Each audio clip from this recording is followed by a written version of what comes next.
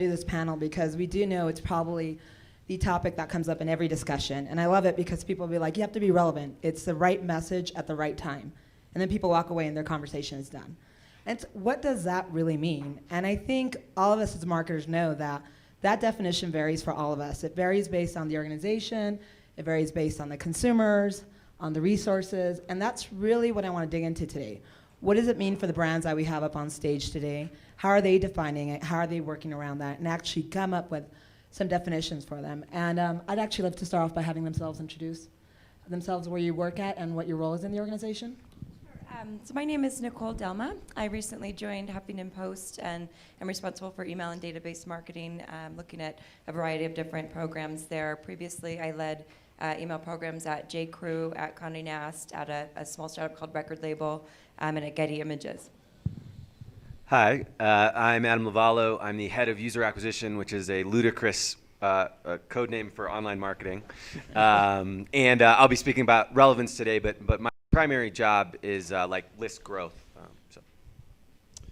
Adrian Olveda. I work at Dell in global CRM in the context of eCRM, so covering email, social, and the web.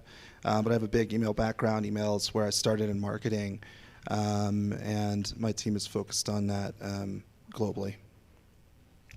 Good morning, everybody. My name is Daryl Nilsson. I work at Hewlett-Packard Company. We got the HP and Dell here right together, so it's interesting. No, it's great. And I'm responsible for our commercial email program worldwide. Have teams in Asia and Europe and the US, and we do a broad number of programs focused on the commercial and a little bit of the consumer segment also. Great, thank you. So I'm going to start off with a basic question for everybody. How are you defining relevance in your organization? Can you give us some examples on how you're executing that? Ladies first. Sure. It's a great question, and it certainly has differed depending on the type of organization I've been at, whether it's in e-commerce or whether it's more focused around media and finding the right target for the simple engagement metric versus trying to actually convert and get a purchase and then an increasingly higher purchase and then a more frequent purchase. So I would say, back in the publishing space, that relevance is really depends on the type of communication that you're sending. And I know that sort of, I don't like to preface things with "it depends." I think Andrew Kordick actually outlawed that statement at this conference last year. But I think it certainly matters whether it's transactional, whether it's a newsletter, and then taking a look at what those metrics are for that specific intention of the communication. I think too often we look at our email program and the health of the email program as a whole without really setting out what the specific goals are of an intended program. And quite often those goals will shift. And so for certain newsletter communications, the goal is monetization, certainly. And so we're looking at deep engagement metrics and going beyond the open and the click, but starting to look at a new metric, which is time in email and how much are we capturing in email engagement. Versus other communications which might be transactional, where the primary goal is to ease the transfer of knowledge so that customers know of a new change to the site. And then you might evaluate the performance of that communication based on the feedback that you receive through other channels to determine how successful the communication strategy was. And Nicole, who in the organization is defining those goals that drive that content? That's a great question, and there's certainly a tug and pull that goes between publishing, where the goal is the monetization, versus editorial, versus, in the case of Huffington Post, Ariana Huffington, who has a very specific vision about what the voice should be for the communication. So I think that that's another great question. Where does the email authority lie, and how do you define that within your organization? Is it something that sits primarily with the sales strategy or more with PR? And that's certainly one of the questions that we're exploring right now. So I think the primary goal for the current program right now is not to do anything that would have future damage or impact on the list. And I think that's something that not a lot of people think about with email, is really the economics, that for every action there will be a reaction. And there's very few short-term things that you can do with your list that won't have an implication down the road, whether it's through disengagement or abuse complaints or deliverability. So remind me, I'm defining relevance for me, right? Yeah, so at Living Social, relevance essentially for us, all we care about is making more money. So in theory, we're going down this relevance path to do that. But I think we would all agree that if being irrelevant made us more money, we'd probably do that too, to be honest. So obviously, our business has changed quite a bit. We offer deals. It used to be a very simple, relatively simple model, one deal each day. We sent it to all the people, mission accomplished. Now there are hundreds or thousands of deals in any given market. There's national stuff, there's travel stuff, and so the challenge is matching stuff up to the right people. And as a subscriber and an avid purchaser, I think we still do quite a poor job of that.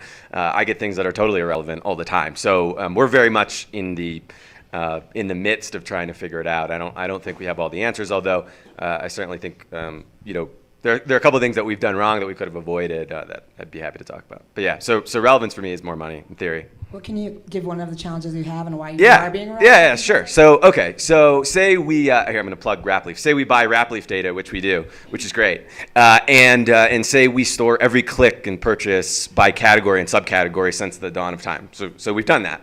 So you'd think you put 10 genius computer science, data science engineers in a room and they'll deliver an algorithm that solves all the problems of the world. The problem is they might be able to do that holistically at a 4 or 5% lift to what we're doing today, but you'll run into these instances where really, really good deals, and I don't think this is unique to our business, I think it's just a general e-commerce observation, like a really small subset of products drive the majority of sales.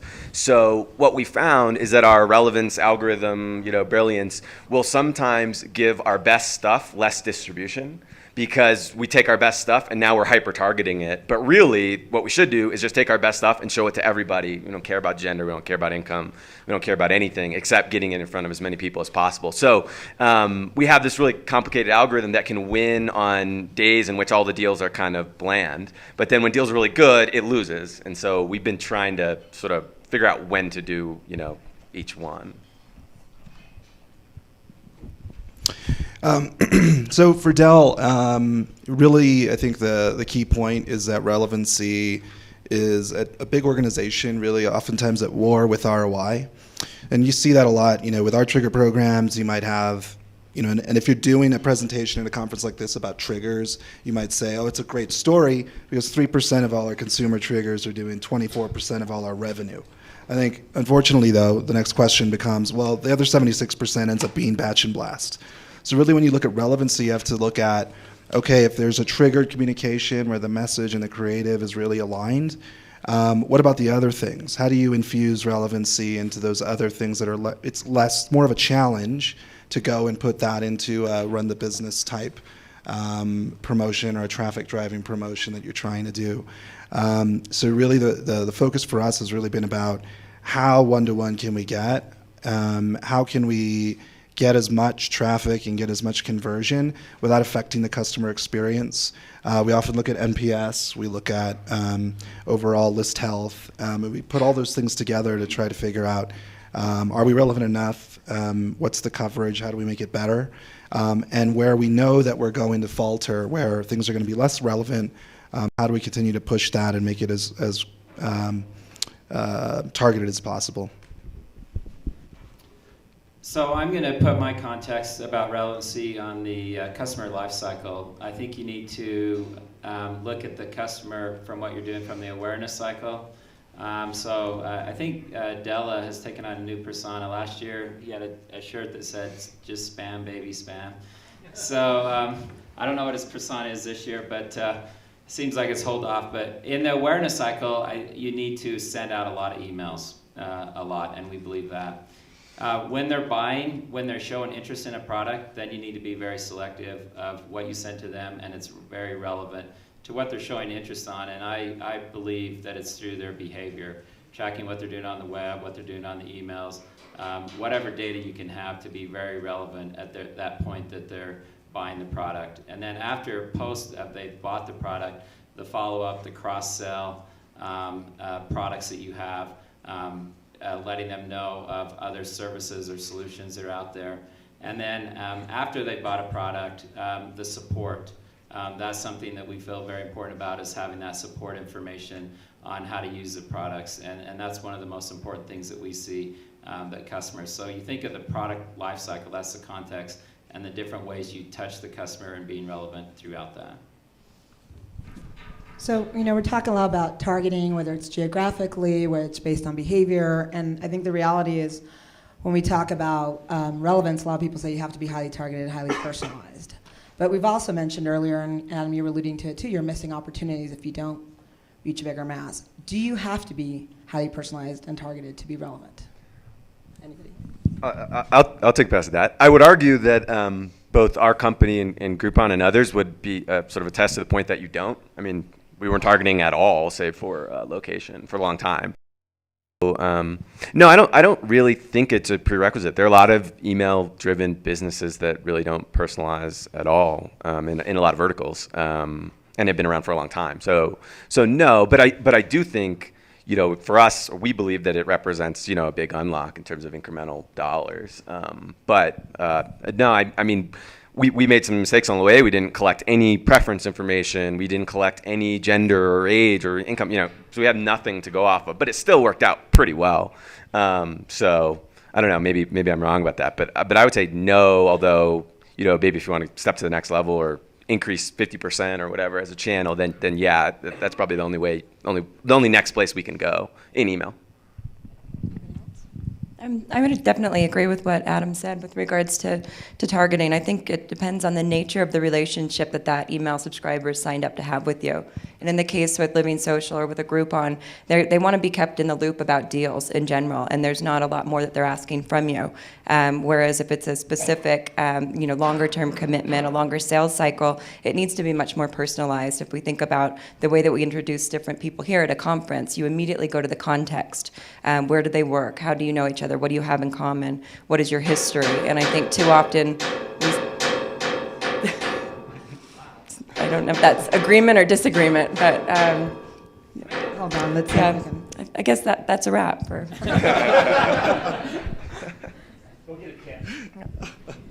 Sorry, if you could finish your thought. Because I think that was primarily it, was to really think about what the nature is of the relationship, and then to develop a contact strategy from there that's appropriate for what that person is potentially engaging in with you. If it's the beginning of what could potentially be a multi-million-dollar relationship between a vendor and a prospect, I think that warrants a high level of personalization and a very carefully crafted email communication strategy. Whereas if it's just general awareness and it's one step away from sort of that social media engagement, you can afford to be a lot more general and non-targeted.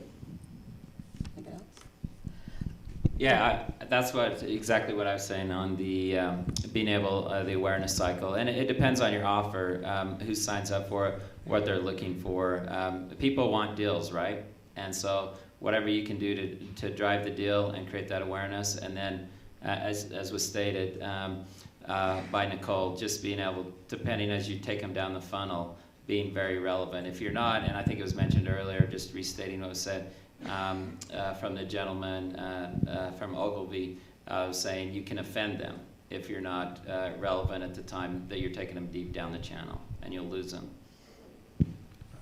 Yeah, I mean, just to add to that, so in terms of life cycle, like Daryl said, there's a great deal of opportunity there just to watch how the subscriber is behaving, what they're opening, what they're not opening. I mean, so that's also pretty finite. I think the other thing that, and not getting too much into tactics, we can talk about that in a little bit, but what we've done is look at action and inaction. So we have an intelligent decisioning platform that we built with Oracle and essentially integrated with our ESPs. And one of the things that we're getting is, even for offers that aren't working or solutions or different types of messages that we're putting into the emails for all our subscribers who aren't qualified for lifecycle yet, they haven't really done anything with us, we can still learn from which ones are they completely ignoring. If we got a click and it was only click in 3 months, what was it? And then that evolves at the one-to-one level. So we can build a profile over time that we're not really having to do, group targeting. We can just let it run, and then over time let the decision engine make that call. So I think there's still a lot of room there to evolve what we traditionally end up treating like batch and blast, to add some relevancy to that. So I did want to get into data strategy, which is kind of you're alluding to, and what your customer data strategy is, whether it's internal, it's external, how you're utilizing that to drive relevance. And actually, Daryl, I want to start with you because you first start off saying it's a lot about product lifestyle. So I think there's a lot, not just customer data, but product data that you're working with together. So if you can elaborate on how you're using that to target. Yeah, so I think it's the install base is a key area in the products that they own, and being able to cross-sell, upsell, or replacement as you look at the life cycle. An area that we struggle with in HP is a lot of the marketing teams think that you got to have the new contacts, the new contacts, the new contacts. They just want new people in and the prospects coming in. And they diminish the value of your install base. Our most valuable group is our customers that are 5 years on our database files, okay? And those are the ones that are consistently buying and have been there forever. So I 100% agree that acquisition is very important. You've got to do that. But also, you can't overlook the value of the names in your database and the products that they bought from you in the past, because they do have that relationship with you. Anybody else? Adrian, did you want to elaborate at all on your data strategy that you were speaking earlier? Is that? Yeah, I mean, I think the next thing really is figuring out, as part of that decisioning, which people outside of a life cycle that you would get through traditional CRM practices, how do you use that kind of behavior and their decisions to change their cadence, or some things we were experimenting with is even paying attention to soft bounces, arresting people automatically on their first soft bounce, giving them a break. For some reason their inbox is overloaded, maybe paying attention to that.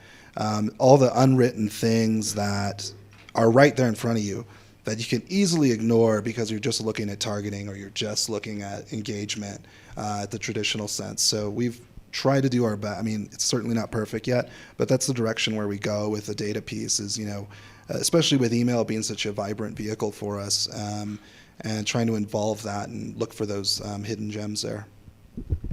And Adam, you mentioned bringing in third-party data. Just curious, when Living Social made that decision, how that's made a difference. Why do you continue to do it? Yeah, so about a year ago, mind you, I was completely clueless about all this stuff. So I was talking to all these data providers, and we work with a couple, Rapleaf, Newstar, TargetInfo, and also I think even Experian in some other countries. And basically we said, all right, well, we've made the mistake of building up a user base of 50, 60, whatever million people worldwide, and we haven't asked anybody like what stuff they like or what gender they are. So to correct for that, we thought, all right, well, maybe we could, go sort of buy that data essentially. So that was the total rationale. It's all right, we're going to start targeting. Well, those are probably going to be interesting inputs. Also, income was probably more so than anything. So we went out and we bought the data, and we sort of appended it in a non-personally identifiable way, clean, whatever. But I think we've had. It's been at least for me less impact in our first year of doing that than I anticipated, because we at Living Social have built our whole email infrastructure internally without any third parties. So the system works really well for doing what it was designed to do initially, which is send a daily deal each day. But it doesn't work as well when you want to start doing relevancy targeting, pick a deal and then send it, and all in real time and stuff, when you're sending 50 to 100 million messages a day. So I think it's good, but we haven't. I wouldn't say that it's an ROI positive area for us yet, because I don't think we've actually demonstrated that it's really valuable to us at scale. In retrospect, if I were to go to another company or start a new business or whatever, I would ask people what gender they were. Like, that was dumb in retrospect. So let me stray away a little bit and ask more of a generic question, which I don't think any of you are encountering, but let's assume you have a new product, a new company. I mean, the music business, we have a new developing artist every day, right? And that means they don't have a consumer base, and you're just building that list. You're trying to figure out what that consumer wants. So how do you know what relevant marketing information is for a new product, a new company of that nature? What would be your tactics? I think that, to the point of music, I can give an example. I was previously at a company called recordlabel.com that was basically a daily candy for music, where we sent a daily newsletter that contained a free download, and it was a highly engaged audience where we had open rates as high as 50%. And we were looking at exactly that, and we were trying to figure out, we'd like to launch some genre verticals here, because we'd seen a certain segment of the population had dropped off. And so we took some, not modelers, but music enthusiasts that were on staff, and they went back through and basically basically scored the response of all of the recipients and what they'd actually downloaded over the last year. And with that very basic information, it took a total of about 2 days to do that scoring on the file. We were able to launch 3 new genre newsletters, hip hop, rock, and dance, that had even higher engagement than the daily, just by targeting people based on what their download behavior was. It was so simple that it was almost staggering how successful it was. But I think that, to the point that was made earlier around preference centers, not necessarily being the first way to get and collect user intentions or user interests, I think you've got so much information there through your ESP especially, and past click behavior and past open behavior, that you can really start to figure out who would be likely prospects. And if you're not certain, at least break them into a couple buckets and then figure out from there and start to test to launch a new property. Yeah, I wanted to make a comment too on the preference center. I think there were 2 points there, and I think they both complemented each other on the previous panel. First, I personally do not believe in the preference center. A lot of organizations, particularly big organizations like HP, spend a lot of time and money on them, and we don't see the value of them. But the point that was made from the audience, the preference center on the unsubscribe, yes, that works for the metric that you were looking for from an unsubscribe rate. I do believe that metric and that measurement, you're successful with that. But as far as being relevant and targeting, my feeling is, and my experience says, is that customers will not fill out a preference center and that be relevant. It might be relevant for that day, that month, when they filled it out, but their behavior is going to change. Yep. So it really has to be, if you're going to put money and effort, go for the behavior, what they're downloading, what they're clicking on in the email, what was said. That's where I think the nuggets are. If you're going to build the best preference center in the world, I think it's a waste of time. I guess reinforce that notion as well. When we did look back at what people specified as their music interest, in that case, people that thought they liked hip hop didn't. People were intrinsically wrong. And I've seen the same thing with frequency, that the people that specified I'd like to receive an email once a week were often opening 3 or 4 times a week, and consistently so. So people are just consistently bad at describing what they actually want and how they will engage with you. Adrian or Adam, anything on? I'll say one thing. I think in our experience, like I very much believe in the concept of just self-selection. So, for instance, our business sells a lot of spa deals, not because we went out and wanted to sell a lot of spa deals, but because when we started in paid marketing, we tried all different creatives and people were clicking on the spa stuff. And so then we started offering more spa stuff, and it totally became self-fulfilling prophecy in all of our respective verticals. Like, there's no thought. It was just, all right, we'll send 10 things. One thing is bought the most. We'll get more of that and just keep rolling. So, anyway, if I was approaching something new, or when we approach new verticals, that's kind of the mentality, particularly in paid channels, because if you can get something to work, say on a CPA basis, to talk about growing a list, which is more familiar to me, if you can get something to work in a paid channel, that that has real scale potential. So that's kind of how we found ourselves with the products that we have and the verticals that we have, through that sort of like iteration. And it wasn't rocket science, Yeah, and I think product launch is a good example of something where you can be more relevant with product launch by tailoring it to that. You know more than you think about the customer or about the prospect, whether they came in from an SMB sign-up page, or they were registered or downloaded something, or whether it's a consumer who signed up from starting a purchase or completing a purchase. And you could tailor that message of that new product different ways. It might be the same overall, or it would be the same product, but marketing that to the different groups differently on the launch. Looking for social influencers, seeding those through a dedicated email and a reach out to them. There's a ton of opportunity there to, even if it doesn't feel like a big launch like that, doesn't have a lot of segmentation, there certainly is. So a question I'd like to ask all of you for your opinion on is a debate that happens much here at EIS, usually late night, about, it's not really about relevancy, it's about frequency, right, Ryan and Della? And that comes up all the time, and I think there's a debate on both sides. I'm curious, which do you agree, do you disagree with that? Is it relevancy, is it frequency? Is it neither, is it both? I will not say it depends, I promise. I think that there is definitely something to be considered with frequency and the impact of what that can do to your brand. And it really depends on how much you prize having that relevance of communication. And if you don't mind being that brand that's sitting in someone's inbox and has 50 unopened messages, if that's okay with you, and if ultimately your value prop supports that, we're fine with that type of lack of relevancy. And I think that that's something that people fail to consider, is that there is something that's not necessarily being measured that comes down to brand value, for sure. If you mail more, there can be a detrimental effect. I've seen that in offline behavior as well, so that you might increase the frequency online and think that you're seeing an increase. That reduces visits to the store, for example, because people are just ultimately put off by the brand. So just a couple thoughts on frequency. I think there's a time and a place for it, but you definitely want to think about that as part of your overall communication strategy. Yeah, I think at Living Social, some would disagree with me, but I'm 100% on the frequency bandwagon. I mean, I sort of view the relevancy stuff that we're doing as a 20% boost to the amount of mail that we're able to get out the door. That doesn't hurt us, because that's a big thing, churn and stuff. So no, I think it's primarily a frequency game, and I think we've actually been too conservative on that front. Over the last year or two, because again, we like pigeonhole ourselves into this one deal a day thing. We should have just said, we're going to send you relevant deals the moment we have them for you, and then we would have frankly opened the door with consumers to just have that relationship at a higher frequency, and probably people wouldn't have had a real problem with it. Are there any thoughts of changing that? Well, so I think we're moving that direction. So now we're if you actually sign up, we're doing like digests where we say today's digest is this category, and we just grab a bunch of stuff. And then in addition to that message, over the course of the day, you, individual, may get a couple things or nothing or many things that are targeted for you, that are relevant for you. So then, frankly, that's an excuse for us to double the amount of email we're sending relative to sending one deal a day. I mean, honestly, hopefully in a tasteful way. But yeah, so we're definitely moving in that direction for sure.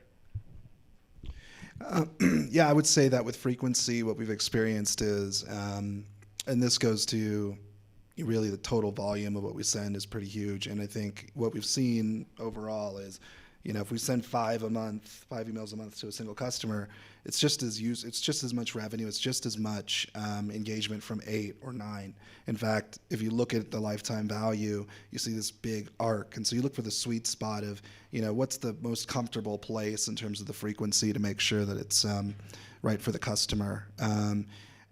And I think there's always exceptions though. So if somebody's, Best Buy does it, Dell does it, the daily deal stuff during the holiday timeline. If somebody's coming in and saying, send me an email every day, absolutely, send them 10 emails in 2 weeks.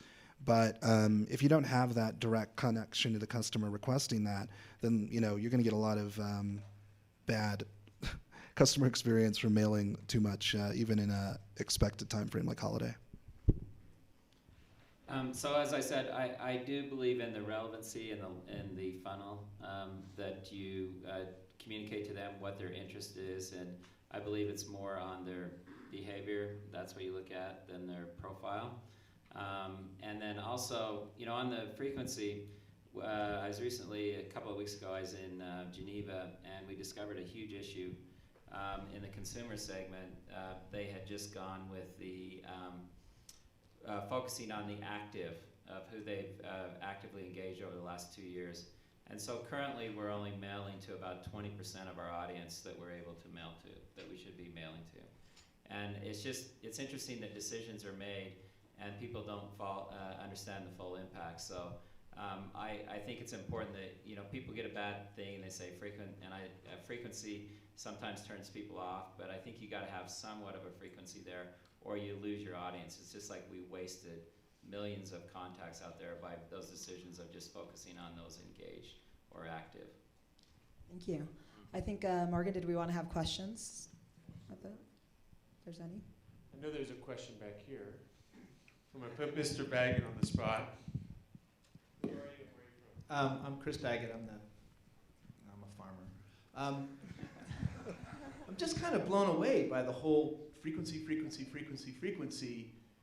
in a relevance conversation, and it's like we're running out of tricks in email.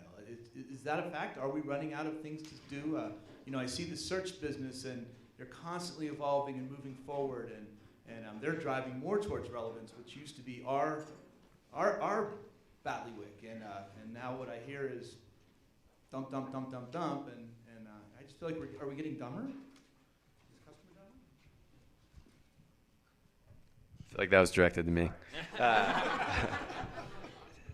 Yeah, maybe. I guess for us, as we manage the business, like we don't generally, and this will sound bad, but we're not like thinking about the industry or big picture. I mean, it's just like, all right, well, what was the incremental cost in terms of unsubscribes? What's the incremental difference in terms of behavior over time? And what's the incremental cash value of doing whatever we're doing? So like that's how we've made these very micro decisions along the way in our business. I think we may have an advantage in that we've like established the customer relationship with the premise that we will email you frequently, and people are accepting of that. And so that may be very different than if, I was working at Amazon or something and I maybe don't want to send, 30 or 40 emails a month. So I don't know. In our case, that's what seems to work. And hopefully the newer stuff, the cooler stuff like third-party data or all this algorithmic work we're doing to infer preferences and stuff, it'll improve that. It'll make it marginally more efficient. But I still think it's going to come down to, our revenue will go down 50% if we send 50% the amount of email tomorrow. So we're just not, we're not going to do it. But that's just my 2 cents. Maybe I am dumb. Probably. I think sorry.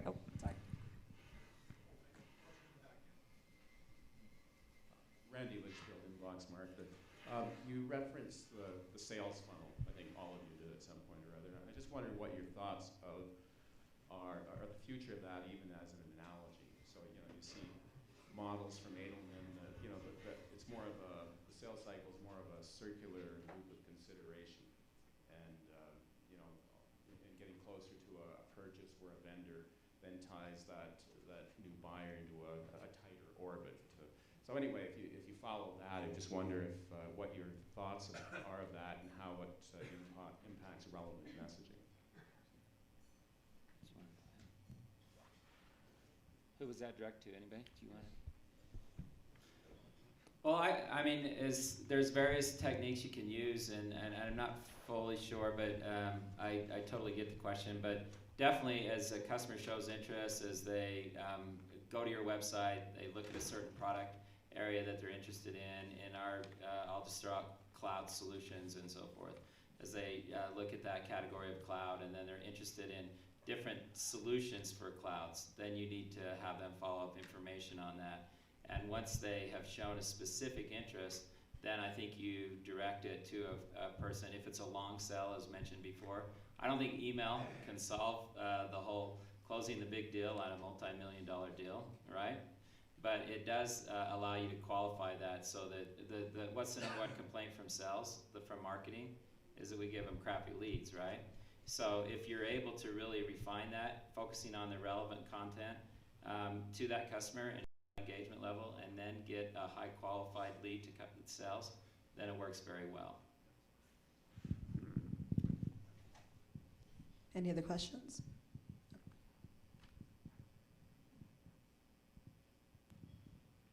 How are each of you bringing web data into your email platforms, and how are you using web data to drive relevance? I'll start on this end. We bring data in from Omniture, or I guess it's Adobe now. We bring a data in from Adobe, and then we use that for targeting the campaigns, the offers. So we send out broad promotional emails to an audience once or twice a month. And then we do follow-up trigger emails based on what they're clicking on the email and what they're doing on the web. We see 30 to 40% of your audience, of your email audience, that will come in or that will show interest in a category that will go to your website without having even opened or clicked on the email. So you have to bring both of those data points together, or you're missing a huge amount of your opportunity there. So then we'll send a very targeted follow trigger email up to those customers. And we just have an automatic feed from Omniture that feeds into the ESP. Yeah, we actually have a similar process as well. We use Omniture. We've used Adobe for a long time, and as part of that, what we've been trying to do is evolve it to really at the database level. We don't actually have it go directly to ESP, but go and make some decisioning around hierarchy. So in terms of our browse triggers for email specifically, it's more about it's a little bit of a business hierarchy that makes those decisions, but you have to do it pretty quickly because the more time goes away from a browse trigger, the less relevant it's going to be, the less impactful it's going to be. But it doesn't go directly to the ESPs. There is some data management that we do there in the middle. The other thing we do is tie it to some of our community sites. So if we have Dell Tech Center and a few other things that we manage those authenticated visits, pull them up and see, if they're assigned to a rep or if they're just small business, and incorporate that into either browse triggers or leads for sales. So there's been quite a bit of opportunity there for us. Mine's quick. We don't do as much with like web data or browse triggers, that trigger stuff as I think I'd like. But like I said earlier, we write and store everything in a proprietary way, every click and open and stuff, and then that is the primary input to our decision algorithm for targeting. But we're not, I suspect, as advanced as these guys are in that sort of stuff at this point.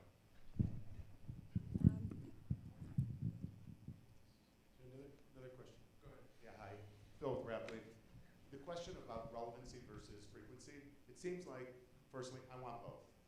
And so there's a lot of tools out there that are allowing us to have both. Whether it's data that comes from an API, whether it's some of the content tools that Strongdell discussed earlier this morning, and some of the tools we'll talk about tomorrow. Are anything looking at any of those tools to help you better, be more relevant with greater frequency? And otherwise, we'll talk about more tomorrow, I'm sure. I think our tools are pretty much homegrown. I haven't looked at off-the-shelf tools. Yeah, it's the same deal for us, save for the data stuff, given that we're a client of yours. But yeah, we frankly may, who knows, that may change. I mean, we got to this point using all internal stuff, and maybe we realized that is not something that we want to support over time. So, that could be the case, but ours is very much like an engineering-driven culture. So the guys recoil in horror whenever there's an agreement with the vendor of any kind. So that's kind of where we've ended up for that reason, primarily. I also think it's not really a matter of versus either. I think you have to use some common sense with your business around your frequency and relevancy and how do they marry together and where are the big opportunities for you to marry them together and where is it, really just lowering the frequency, being smart about the cadence is the only thing you got that you can do. I don't think it's a versus thing, but I mean, obviously the sweet spot is both, right? I think that the technology, the biggest benefit you can have from partnering with external vendors is figuring out what that frequency and that relevance is for the individual. Too often I've worked in organizations where the question is how many emails should we send a week? And it comes down to it, applies to everybody, 3 emails a week or 5 emails a week. There are always going to be individuals on your list that would accept and open up to 20 and possibly more emails if you can continually stay relevant for them. And I think that the technology enables us to be able to figure out not only what device are they looking at, what is their geolocation, how frequently is this individual engaging, and then tailoring your frequency management to that individual's particular engagement so that you're able to kind of slow it down when maybe they're on vacation and they're particularly busy and not engaging, and then as they get closer to a purchase cycle, they start opening a lot more emails, and then you can pick up responsibly. And I've seen that a lot of the partners are able to provide that data to help you send that type of communication. Great. I think we're just about out of time, right, Morgan? Yeah, we're getting there.